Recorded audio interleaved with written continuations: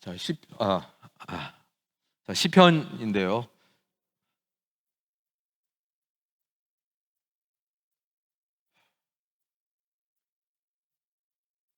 이게 됐네요. 여러분, 자, 시편이 어떻게 보면 쉽고 어떻게 보면 굉장히 어렵습니다. 그리고 성경 중에서 가장 긴 책이 뭔지 아세요? 시편이에요. 신구약 통틀어서 가장 길어요. 그 시편 중에서 시편은 장이라고 합니까? 편이라고 합니까? 편이라고 하죠. 왜 시편은 장이 아니고 편일까요? 다른 것은 몇 장 몇 장 그런데 시편은 장이 아니고 몇 편 몇 편. 왜 그럴까요? 시로 돼 있기 때문에. 우리가 시 한 편, 두 편, 시를 편이라고 하거든요.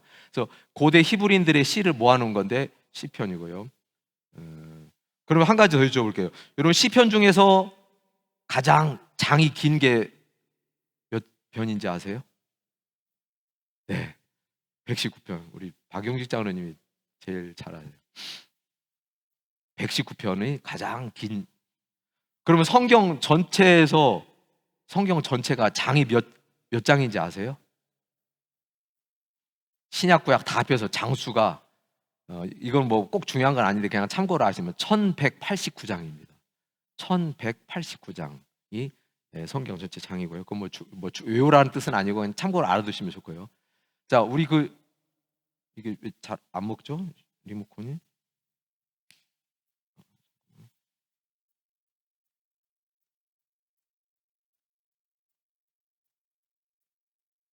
자, 이게 리모컨이 잘 안 되네요. 배터리가 여기 있나? 제가 켜지도 않았어요. 이렇게 제가 정신이 없어요 지금. 켜지도 않았습니다. 고대 히브리 시의 모음집이고요. 총 150편이 들어있거든요. 150편. 근데 시편을 찍은 저자들이 다양한데 이스라엘의 현인들, 슬기롭고 지혜로운 사람들, 왕, 또 선지자들이 시편의 저자들입니다. 근데 시편은 일부는 예루살렘 성전 성가대에서 노래로 불렸고요. 일부는 가정에서 기도문으로 사용되기도 했습니다. 자, 시편의 가치. 시편은 성경 전체 이야기를 시적으로 재현했다고 그래요. 그렇게 보기도 합니다. 시편은 히브리 문학의 정수다. 그러니까 히브리는 고대 이스라엘을 생각하시면 되죠. 그 문학의 정수를 보여주는 거라고 볼 수 있고요. 시편은 어떤 이들은 그렇게 얘기합니다. 영혼의 거울이다. 영혼의 거울이다. 우리 영적인 상태를 시편이 낱낱이 다 보여준다는 거예요. 인간의 희노애락부터 시작해서 모든 감정과 영적인 상태를 시편은 다 보여준다. 그래서 존 칼빈 같은 사람은 뭐라고까지 얘기하냐면 시편은 우리 영혼을 해부학이다. 영혼의 해부학. 우리 영혼을 다 쪼개서 내부를 보여주는 거다라고 하고요. 또 이제 시편을 다른 말로 구약 성경의 심장이라고 하기도 합니다. 구약 성경의 심장이다. 심장은 우리 몸에서 가장 중요한 부분이죠. 그래서 구약 성경의 가장 핵심 주제, 메시지가 여기에 다 들어있어요. 여러분들 잘 모르시죠? 시편이 뭐 시 같은 거 막 하나님 뭐 그런 거 써 있는데 거기에 무슨 구약의 모든 게 다 들어있다고요? 시편에는 구약의 핵심 주제들, 핵심 가치가 다 들어있어요. 시편에. 놀랍죠? 그리고 성경 전체의 축소판이다. 마틴 루터는 그렇게 얘기했어요. 시편은 작은 성경이다. 그러니까 성경 전체 주제와 이야기와 하나님의 메시지가 축소돼서 이 시편에 있다. 그 다음에 우리가 크리스찬이 가장 많이 이용되는 구약 성경이 어디예요? 시편이에요. 오늘날도 공예배 시간에 예배 드릴 때 아마 예배 사회 보시는 장로님들도 개회성 지를 때 시편을 가장 많이 읽죠. 우리 개인 묵상할 때도 시편이 성경에서 가장 많이 나오고요. 또 큐티에도 가장 많이 나오죠. 나눔할 때, 셀 같은 거 할 때. 그리고 또 한 가지 사실이 놀라운 게 뭐냐면 신약 성경에서 예수님도 사도 바울도 시편을 계속 인용해서 말씀하시는데 이제 보겠지만 전체 구약 성경을 인용한 신약에서 구약 성경을 많이 인용을 했거든요. 근데 구약 성경을 인용한 거의 3분의 1 이상이 시편에서 인용을 한 거예요. 우리 예수님도 가장 많이 시편에서 인용을 하셨고요. 사도 바울도. 그래서 시편을 얼마나 많이 이용했냐? 신약 성경을 다 읽어서 분석해 보면 100번 이상을 시편에서 인용을 했다고 그래요. 그러니까 시편이 얼마나 구약 성경의 심장이라고까지 불리는지. 예수님도 시편을 가장 많이 인용을 하셨다는 거죠. 그래서 시편이 이렇게 소중하고요. 시편의 저자들 보면 다윗 72편을 다윗이 썼습니다. 가장 많은 시편을 기록했죠. 그러니까 시편 그럼 우리는 다윗이 먼저 떠올라요. 근데 다윗이 다 쓴 건 아니고 약 절반 가까이를 다윗이 썼다. 다윗은 시인이면서도 그 수금을 타다고 그러잖아요. 하프 연주가였어요. 시인, 탁월한 시인이면서도 하프를 연주한 사람이었고, 그 다음에 아삽이란 사람이 12편을 썼고요. 고라자손 11편, 그 외에도 헤만과 에단. 자, 여기 2번, 3번, 4번 이분들은 뭐냐면요, 다윗 시대 그 무렵에 이스라엘 성가대 찬양은 레위인들 중에서 악장들, 오늘날로 얘기하면 성가대 지휘자나 단원들, 이런 사람들이에요. 그 시편을 갖고 찬양을 하고, 그 다윗이 예루살렘 성으로 법궤를 가지고 올 때 막 춤을 추잖아요. 그때 악기들을 연주하게 하고 동원해서 찬양을 부르게 때 그 아삽 같은 사람들, 또 고라자손들, 이런 분들이 바로 그런 고대 음악 성가대 그런 역할을 했던 분들이죠. 그 다음에 솔로몬과 모세도 한두 편 정도 시가 기록되어 있고요. 그 다음에 그 외에 이제 익명의 작가들, 이름이 알려지지 않은 작가들이 많이 있습니다. 자, 주제에 따른 분류를 보겠습니다. 탄원시. 우리 시편 보면 항상 여호와여 어느 때까지입니까? 뭐 내가 죽을 것 같습니다. 막 도와주세요. 이런 뭐냐면 고통을 하나님께 아뢰는 탄원시. 힘든 상황에 대한 도움을 요청하는 거죠. 그 다음에 찬양시. 두 번째로 하는 게 찬양시입니다. 하나님을 찬양하라. 할렐루야 뭐 하면서 하나님을 찬양하도록. 그리고 감사시. 여호와 하나님께 감사하라. 우리 기도를 응답하신 하나님에 대해서 감사하라는 감사시. 율법시는 여호와의 율법을 기리는, 그리고 그 순종하도록 가라고 격려하는 시가 율법시고, 지혜시, 욥기, 잠언, 전도서 등의 주제들을 노래하는 것. 그 다음에 제왕시는 다윗 왕정과 관련된 내용들이 시로 써 있기도 하고요. 그 다음에 역사시, 하나님께서 자기 백성들에게 어떻게 다루셨고 역사하셨는지를 다룬 노래들. 그 밖에도 이제 회개시, 또 막 저주하는 것 같은 시도 있어요. 뒤에서는 이제 공부 시간에 좀 보시겠습니다. 그 다음에 성전에 올라가는 노래, 예언시 등이 있습니다. 제가 나눠드린 그 유인물에 다 있으니까 여러분 보시면 되고요. 빨리 가야 되겠네요. 자, 시편과 다윗의 삶을 보면 시편의 거의 절반을 다윗이 썼다고 그랬는데, 그 성경을 보면 각 장마다 표제가 붙어 있어요. 뭐 다윗의 시, 인도자를 따라 부른 시, 뭐 이런 거 있잖아요. 여기에 보면 표제가 있고, 거기에 다윗이 그의 아들 압살롬을 피할 때 증시. 시편 3편을 보면 그렇게 써 있잖아요. 시작할 때 압살롬을 반역하고 전투가 일어난 거. 그렇게 돼 있죠. 그 다음에 이제 18편에 보면 다윗이 원수들과 사울에게서 구원받은 시. 근데 여러분들 시편을 읽을 때 제가 이제 이런 상황을 알고 읽는 거하고 그냥 모르고 그냥 누가 썼는지, 뭐 다윗이 어떤 상황인지 모르는 거는 큰 차이가 있어요. 이왕이면 알고 읽으시는 게 좋습니다. 다윗이 원수들과 사울에게서 구원받았을 때 3엘하 22장 보면 어떤 내용이냐면요, 나의 힘이 되신 여호와여, 내가 주를 사랑합니다. 여호와는 나의 반석이시오, 나의 요새시오, 나를 건지시는 이요, 나의 하나님이시오, 나의 구원이시오, 나의 뿌리시오. 우리 찬송 아시죠? 나의 힘이 되신 여호와여, 내가 주님을 찬양. 사울이 생사를 넘나드는 그 원수들과 사울의 손에서 벗어나고 나서, 살아나고 나서 겨우 하나님을 찬양한 시예요. 그러니까 우리는 그냥 이 시를 그냥 너무나 그냥 무덤덤하게 그냥 읽는 거예요. 근데 다윗의 심장을 생각하면서 읽어보세요. 죽음에서 벗어나서 하나님의 은혜로 다시 살아나서 갖은 고초를 다 당하고 갖은 수모와 모욕과 누명을 쓰고, 그 다윗의 심장을 한번 생각해 보십시오. 그리고 시편 30편은 성전 봉헌 열왕기상 8장을 내용을 하고, 34편은 가드왕 아기스 앞에서 미친 척하다 위기를 벗어난 내용인데요. 아시죠? 사울이 죽이려고 쫓아다니니까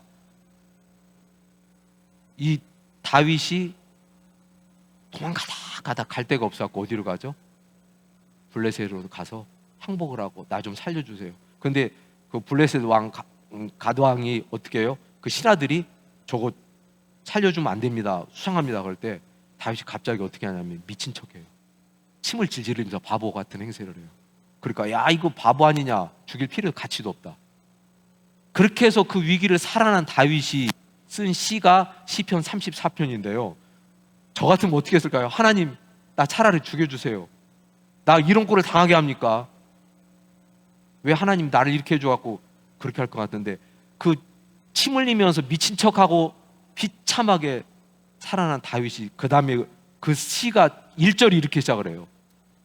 내가 여호와를 항상 송축하며 내 입술로 주를 찬양하리다. 34편 여러분들 나중에 한번 보세요. 이게 다윗의 입에서 나오는 시예요. 그 3절에 보면 나와 함께 여호와를 광대하시다 하며 함께 그의 이름을 높이세. 자, 우리 하나님께서 우리 다윗을 사랑하실 수밖에 없을 것 같아요. 그렇게 죽을 고비를 비참하게 침을 질질 흘리면서 바보 흉내 내갖고 겨우 살아난 다윗이 거기서 위기를 벗어나면서 쓴 시가 여호와를 높이세, 찬양하세. 그래서 여러분들 우리가 시편을 그냥 읽으시면 안 돼요. 이 배경을 알고 다윗의 상황을 떠올리면서 한번 읽어보세요. 기가 막히죠. 자, 이제 이런 부분들을 좀 넘어가겠습니다. 시간이 너무 많이 사울을 피해서 도망가. 이 표제에 보면 쭉 나오고요. 있으니까. 그래서 다윗의 상황에 맞게 그 시들이 있는 것들이 있다. 표제를 보시면 된다는 거고요. 강조 메시지, 시편에서의 강조 메시지는 겁니다. 하나님을 향해 요구하는 듯한 표현들이 많아요. 아, 하나님 이거 해주세요, 저거 해주세요. 막 나오거든요. 여호와여 일어나소서, 여호와여 일어나소서, 나의 하나님이여 나를 구원하소서. 어떻게 보면 무례해 보이죠? 아니, 하나님 보고 하나님 이렇게 좀 불쌍히 여기시고가 아니라 여호와여 일어나소서. 또 이게 3편 7절에 있고 또 90편 14절에 보면 여호와여 돌아오소서 언제까지니까. 와, 이거 좀 어떻게 보면 건방져 보이기도 하고, 아유 어떻게 저렇게 하는 거야? 하나님 앞에 저렇게 요구하듯 하네. 근데 이게 뭐냐면요, 제가 있는데 언약 관계에 기초한 요구입니다. 이게 무슨 말일까요? 하나님이 이스라엘 백성에게 약속하신 신의 산 언약을 떠올려 보면 하나님께서는요, 너희들이 내 말을 듣고 나의 명령을 지키면 내가 너희들을 끝까지 보호할 것이다. 너희들을 지켜줄 것이고 가나안 땅에서 번성할 것, 하나님께서 약속하셨어요. 아브라함에게 약속하셨고 신의 산에서 모세를 통해서 약속하셨고, 그래서 이스라엘 백성들도 다 언약을 했죠.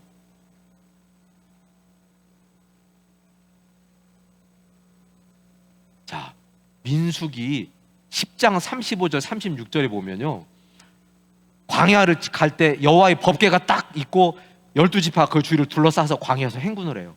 가다가 구름 기둥에 딱 멈추면 궤가 쉬고 백성들도 쉬고, 구름 기둥이 딱 앞서 인도하면 궤를 메고 또 떠나갑니다. 성막. 그때 궤가 떠날 때 모세가 말하되 여호와여 일어나사 주의 대적들을 흩으시고 주를 미워하는 자가 주 앞에서 도망하게 하소서. 또 궤가 쉴 때에 말하되 여호와여 이스라엘 종족들에게 돌아오소서. 모세가 한 기도예요. 하나님의 언약이 그거죠. 하나님이 하시기로 약속하셨으니까. 하나님 우리와 함께 떠나게 일어나 주세요. 쉴 때는 하나님 적을 무찔러 주려 떠나신 하나님께서 사자들을 앞서서 보내서 이 가나안 땅을 정복하기도 하신 하나님, 이제 우리에게 쉴 거니까 우리에게 돌아와 주세요. 이 모세의 기도를 그대로 다윗이 흉내를 낸 거예요. 여러분, 모세 오경하고 시편하고 굉장히 닮아 있어요.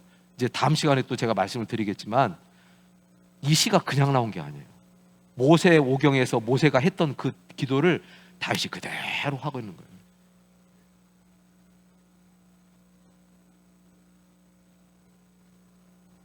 그래서 언약과 함께 기초했다는 거고요. 자, 오늘 시편은 그만하고요. 기독교 상식으로 넘어가는데 장로님 좀 건너뛰어 주실래요? 나머지 다음 시간 해야 할 것 같으면 제가 시간을 잘 못 맞춰서 죄송합니다. 항상 기독교 상식 조금 하고 넘어갈게요. 자, 기독교 상식 시편 나머지는 다음 시간 더 하도록 하고요. 천국과 하나님의 나라에 대해서 제가 조금만 말씀드릴게요. 여러분, 천국 하나님의 나라 같을까요? 다를까요? 천국과 하나님의 나라 낙원, 하늘나라, 천당 도대체 다 뭘까요? 개념이 좀 헷갈리죠? 그래서 제가 조금 말씀드리겠습니다. 천국이란 무엇이고 천국과 하나님의 나라의 차이, 현재와 미래의 천국이 무엇인가를 설명하려고 하는데, 천국이란 무엇입니까? 우선 천국은 한자로 쓰면 하늘천나라국. 하늘천나라국, 한자 아시죠? 쉬운 거. 그러니까 이게 우리말로 풀면 하늘나라예요. 하늘나라.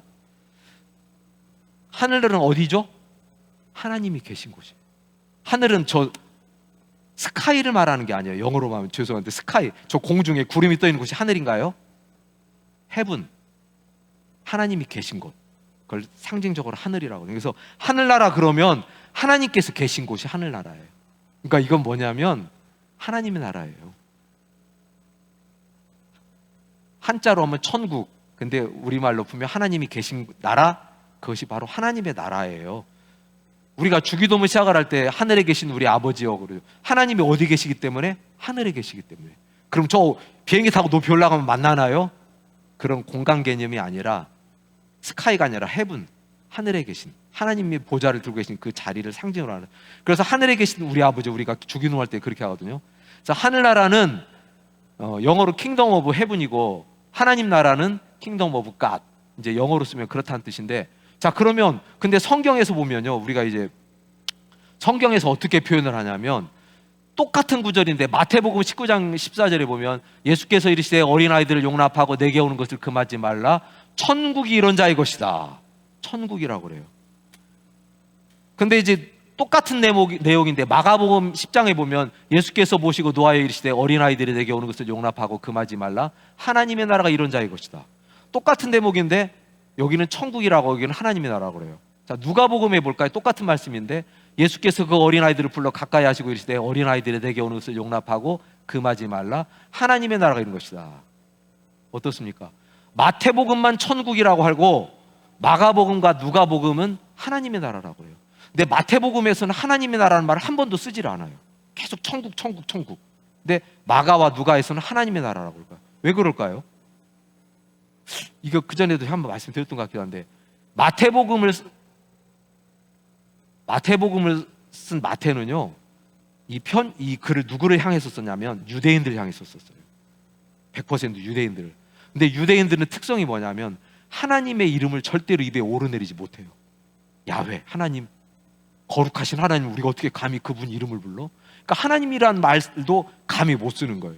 그러니까 그런 유대인들을 향해서 하나님이 계신 나라 그러면은 유대인들이 거부감을 느낄까봐, 아 그래, 그들에게 맞게 그냥 유대인을 대상으로 이렇게 얘기했기 때문에 하나님 단어를 오르내리기를 무서워하는 그들을 향해서 천국이라고 해준 거지, 뜻은 같다. 근데 마가복음과 누가복음은 그 대상 저자가 좀 다르기 때문에 이렇게 기록을 했다는 걸 아시면 되고. 자, 여러분, 나라의 3요소, 제가 5분만 더 해도 되죠?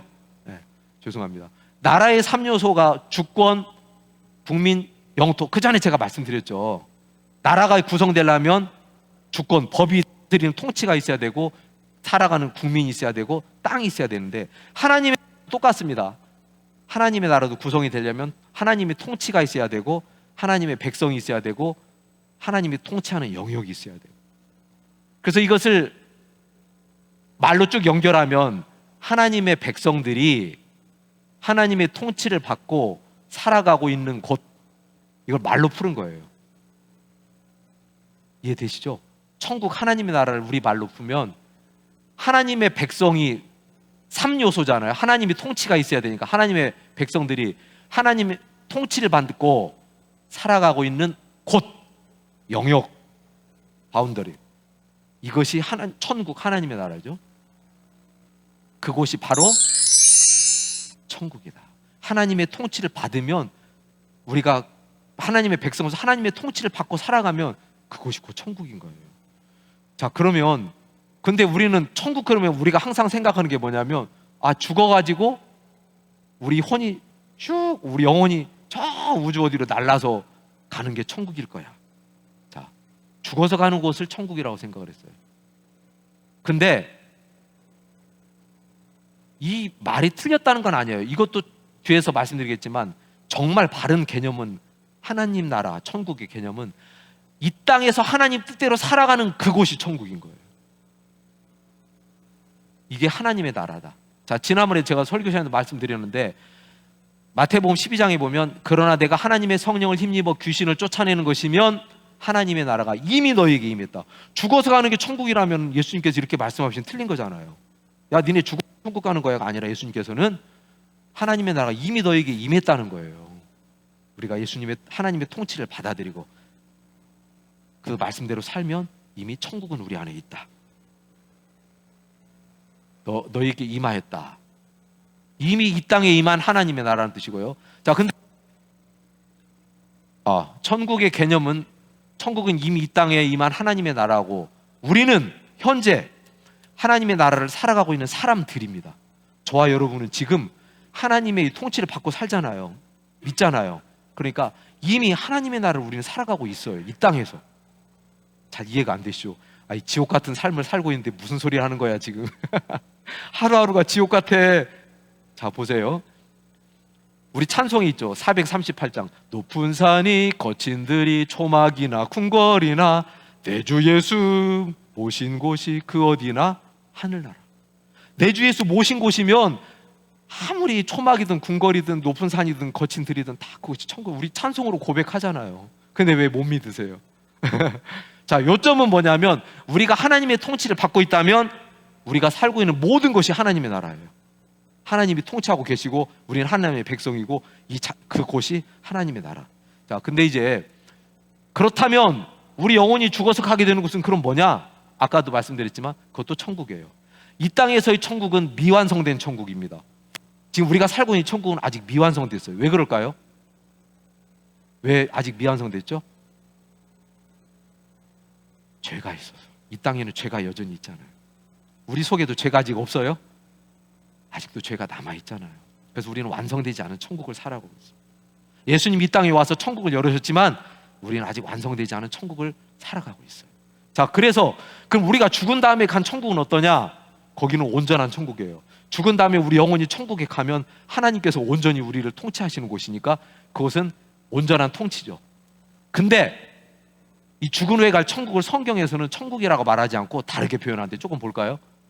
죽은 후에 갈 천국을 성경에서는 천국이라고 하지 않고 다른 말을 써요.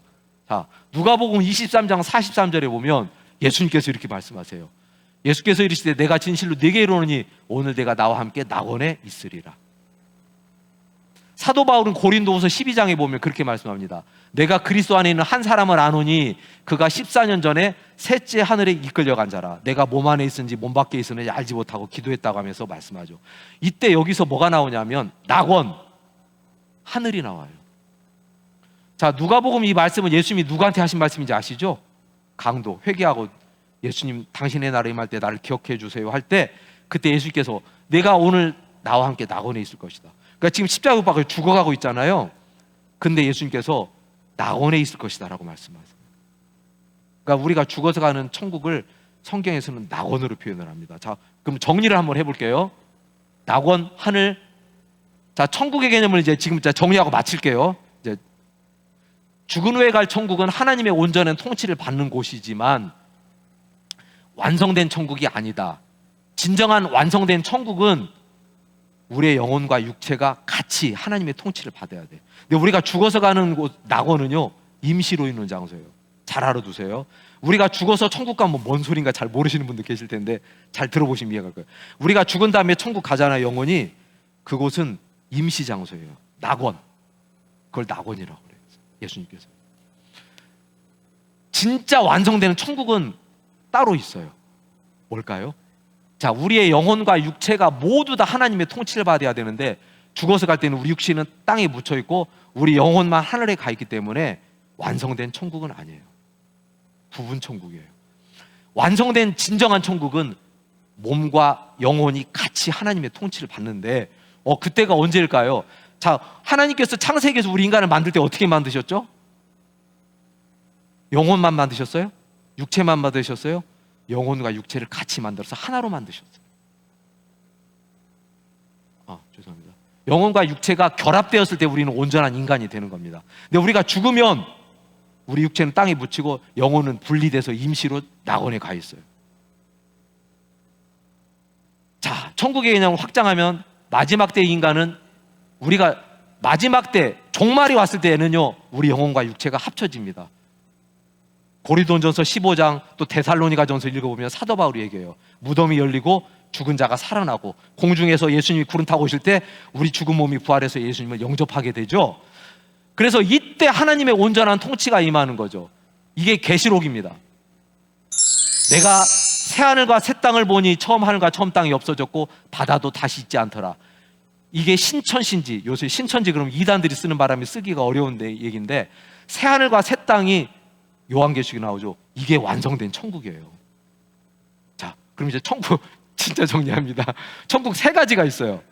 이 땅에 이미 이루어진 하나님의 나라, 두 번째 천국은 우리가 죽어서 우리 영혼이 가 있는 낙원. 자, 세 번째 천국은 뭐냐? 우리 예수님께서 이 땅에 재림하셔서 오실 때 무덤이 열리고 우리 몸이 부활해서 요한계시록에서 나오는 완성된 천국, 새하늘과 새 땅이 이루어질 때가 새하늘의 완전. 자, 첫 번째 천국은 예수님이 이 땅에 오셨을 때 이미 시작되었습니다. 그리고 우리가 두 번째 천국 누리는 천국은 우리가 죽어서 우리 영혼이 천국으로 가 있는 낙원의 상태일 때 두 번째 천국이에요. 세 번째 천국은 언제 오죠? 예수님께서 이 땅에 종말에 심판하시고 재림주로 오셨을 때 제대로 된 천국이 이루어지는 것이죠. 종말, 예수님께서 처음 오셨을 때가 종말이 시작되었다고 합니다. 예수님이 오시면서 종말은 시작된 거예요.